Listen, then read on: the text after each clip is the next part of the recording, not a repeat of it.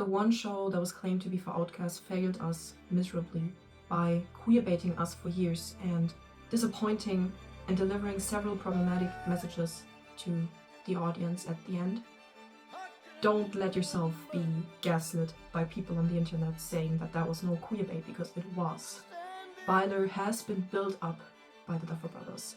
It has been promoted. They didn't shut it down once. They had years to shut it down. They knew how the show was going to end, and they decided to not shut it down. They decided to keep our hopes up in order to bait us, in order to keep us viewing their show. They used our hope to gain more attention and money.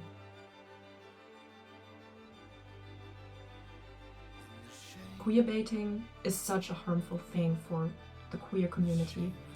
This show was supposed to be for the outcasts, but it failed us. It literally failed us miserably, and that's a reason to be disappointed, and I just want you to know that your feelings are valid. You deserve to be angry about it. You can actually show your anger on the internet because, like I said, it was queerbaiting. The Duffer brothers literally mocked us. The way that they talk about Byler shippers in their newest interviews is just so insane. They call the people shipping Byler noise from outside that they tried to block out. They created that noise. They were the ones that didn't shut down Byler for once in all the years that they knew Byler shippers existed. They were promoting Byler, especially after season 4, which probably was the reason why I even started to watch Stranger Things back then in 2022. They were promoting Byler like crazy. They were promoting this crazy together scene before season 5 like crazy. And in their show, there were so many parallels. They always told us to pay attention to detail, and when we did, they fooled us. And now they have the audacity to mock us. They were queerbaiting for years, until the last episode of the show. They were literally mocking us. In the scene in season 5, where Mike and Will talk, that was queerbaiting. In that scene, they were just mocking us. I am so terribly mad. I am so mad. And the fact that they will not have any consequences, and the fact they still got their money and they will never have to work ever again in their lives because of that marketing technique as well, it makes me so angry. It's so unfair. I think you can see in the last season that the Duffer brothers don't really care about the show at all, because there was so many plot holes, things happening off screen, them not being able to even talk about the plot holes because they don't know. They literally don't know. That just shows us they don't even care. They don't care. They don't care about their characters the way we do. I think, honestly, the way they handled Mike's character in season 5 is just so insane. The ending of Elle, do I really, the Duffer brothers do not care about the show. They got their money, and that's it. I think that's honestly what they care about the most, the money. And that's it. They stopped caring about the show long time ago. You can actually see that in season 5. The way there are so many plot holes, the way they have to explain things of the show in interviews. That's just bad writing. How could we even think that 2 cis straight guys would come up with such a beautiful written love story between 2 gay guys? How could we even think that?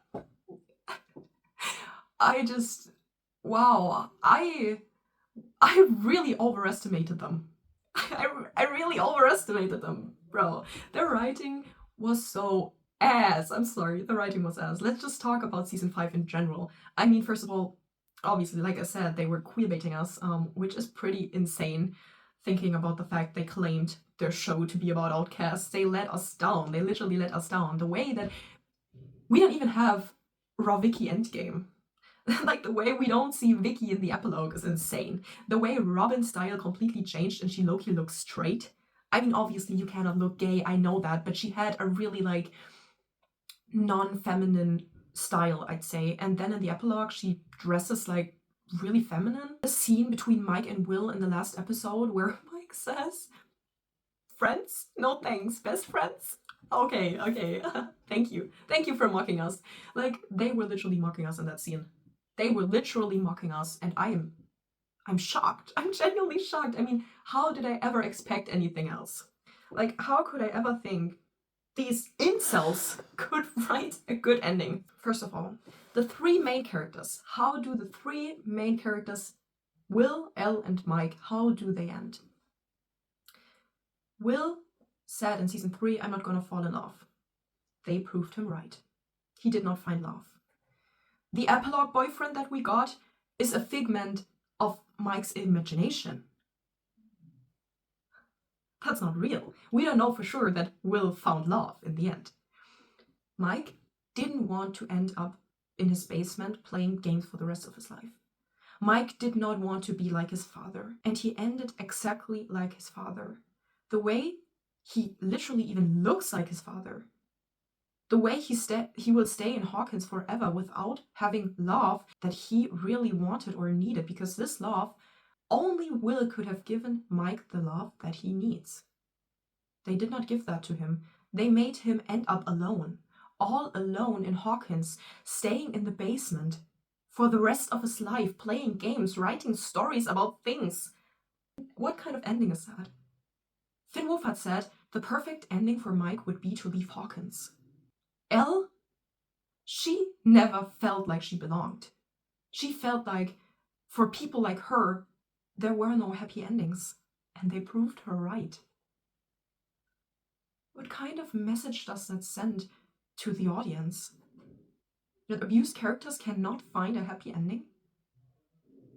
That gay people will always have to go the self-acceptance way and never get to find the love that they deserve? Will Byers being the only main character to never find love in the show? To just have an epilogue boyfriend in a gay bar? And they also erased Will's entire identity. Will is not just his sexuality. The future that Mike had imagined for Will is just being in a gay bar, finding a guy he can flirt with? A guy that will never really understand his trauma? Will loves art. Will has always loved art.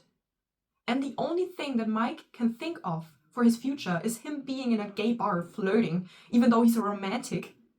Will Byers is the most romantic person in this entire show. One of the things that make me the most angry about Byler not happening is that Mike and Will were literally written to be soulmates.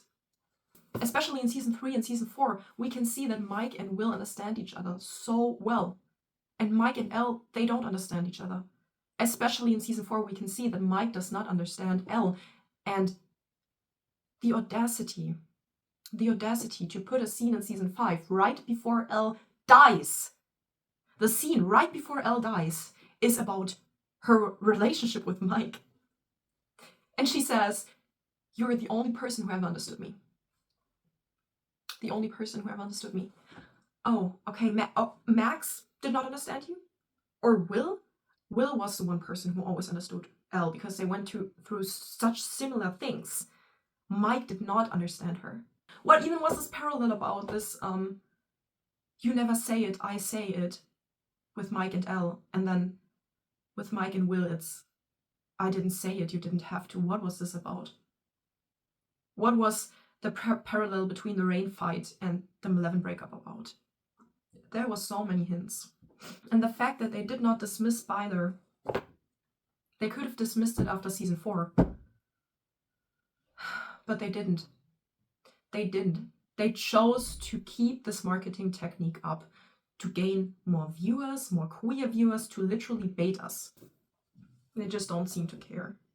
Honestly, I don't even know what to say about this. I guess I really regret putting that much money, time, and effort into this. Or I don't regret it. I don't regret shipping Byler because the signs were there. They were literally building that up. To make the ending easier for me, Mike Wheeler is still a queer character that is just still in the closet, and I guess we can just write more fan fictions about, I don't know, cheating Byler or something. And I don't want to leave the fandom. I don't want to leave the Byler fandom because the Byler fandom has done so much for me, and I feel so safe and comfortable in the Byler fandom, and I really, really love you guys. I really, really love you guys. Maybe the real Byler was the friends we made along the way. Like, genuinely, maybe. I don't know. It's just, I don't know. Maybe the canon Stranger Things was just my Tammy. I don't know. And I am still grieving, okay? I am still listening to my Byler playlist every day. Literally Loki crying. Like, Loki crying. I will never be able to listen to Pushing It Down and Praying and Me and Michael and, what else? Heroes. Bro, them using Heroes at the end? Wow, that was insane. Like, them using Heroes after the biggest generational fumble, the biggest queerbait. Wow, thank you, Duffer Brothers. Really, David Bowie? No, he would not like that. He would not. Oh, he would not like that. I will never be able to listen to, or Small Tomboy. I will never be able to listen to Small Tomboy without thinking about Mike Wheeler and literally crying. Like, if there are people on the internet saying Byler was no queerbait, or people in real life, then show them this video. Genuinely show them this video so that they can see that that was literally like a marketing technique. The writers of Wednesday literally dismissed the possibility between Wednesday and Enid becoming a couple. They could have done that as well. They literally could have done that. But they decided to not do it to bait us queer people. Thank you. Really, thank you. That's so... I love you. Genuinely, that was so nice. So nice of you. I guess many of you will be really, really angry, and I understand. I 100% understand. So if you need to let it all out, you can write a comment. Yeah, I just want you to know that we don't have to stop shipping Byler at this point. Like, we can still ship Byler, and I will continue to ship Byler, like I said. I'm going to read some messages I got on Tumblr. So Trickster Rock wrote, "Hi, oh my god, I just found your Tumblr blog. I sub to you on YouTube. I'm aware you have Tumblr, but I always somehow forget when I'm using it. Anyway, hi. Love your videos. I've commented on most of them. You might know my username at how many... I don't know what that means. Anyway, on YouTube. Yeah, that's so cool. Thank you for subscribing, for being subscribed. That is really, really nice, and I'm always happy when I read comments, by the way. Like, I try to read every comment and sometimes even answer, and I really, really love your support. Thank you. Sylvia Plath wrote, "I stumbled across your Byler YouTube videos because the four-day wait is driving me crazy. Like, I don't know how I'm supposed to go to uni. Like, I'm now 2 minutes away from crashing out, and this is very off topic, but I just wanted to say you have the most stunning eyes I've ever seen. Oh my god. Anyways, that's all. Have a good day," or as good as it gets in the Byler trenches. That was before volume 3, and yeah, well, what can I say? I really want to know how you feel about that now. Like, first of all, thank you for saying my eyes are stunning. That's really nice. Yeah, I mean, I gotta say, between volume 2 and volume 3, I just wanted to be delusional. I literally told my best friend Byler is going to happen, and she believed it. She genuinely also believed in Byler being endgame, because we both didn't expect to be queerbaited like that. But anyway, shit happens, right? Never trust anyone ever again, I guess.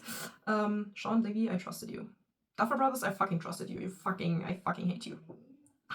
Anyway, let's go on. NDRE4 sent, "Hi, have you seen the whole Cutgate thing with the deleted scenes from volume 2? I love your YouTube videos, and I really want to know what you think about it." First of all, thank you that you love my YouTube videos. That's really nice. Duffer Brothers said that Cutgate wasn't real. Like, they did not cut scenes, which makes it even worse. Like, they're just admitting they're bad writers at this point, bro. This is insane, Loki. I think the fandom overestimated the Duffer Brothers. I did too. Yeah. Also, with this whole conformity gate and things like that, just accept the Duffer Brothers are bad writers. Like, bad writing exists, okay? I accepted that the Duffer Brothers are genuinely evil for queerbaiting and bad writers for this ending. Like, all the plot holes, bro, they are just bad writers. Accept it. Accept it. You're genuinely giving them too much credit for saying that, first of all, scenes were cut, or for saying that that's just like a whole, they're just trying to trick us. I mean, there are theories online saying that we're just being tricked by Vecna or something. No, that's the ending. Like, that's the real ending. They're just shitty writers. Just accept it. Stop giving them credit. Off Cuts and Off Fire sent, hey, how are you doing after the finale? Just wanted to check in. I'm also wondering if you're going to do a video on it eventually. Yes, I'm doing a video right now, and how am I? I guess I am, like I said, I'm genuinely slowly getting over it. Like, I'm slowly thinking, okay, canon is not that important. Because I still have you guys. Like, I still have you, and that's the most important part. Like I said, the fandom still exists. Fan art still exists. Edits still exist. And honestly, in my heart, Mike Wheeler is still gay. Mike Wheeler is still a closeted gay man, and maybe College Byler is real. In my heart, genuinely, they got together off screen after season 5. Because Dustin and Susie apparently also broke up off screen, so anything can happen off screen, right? I mean, why couldn't Mike and Will get together off screen? Genuinely, in my heart, Byler's still endgame. Off screen. Yeah, that's it. I really, really hope you enjoyed this video. And if you're still frustrated, you can leave your anger in the comments. I'm really ready to read all of your comments, and we can cancel the Duffer Brothers together. Cancel, guys, hashtag cancel the Duffer Brothers in the comments, because I'm tired. I'm tired of 2 straight white cis men writing anything. Just never direct anything ever again, please. Never. Like, I'm tired. Yeah. That's it. Yeah. Over and out.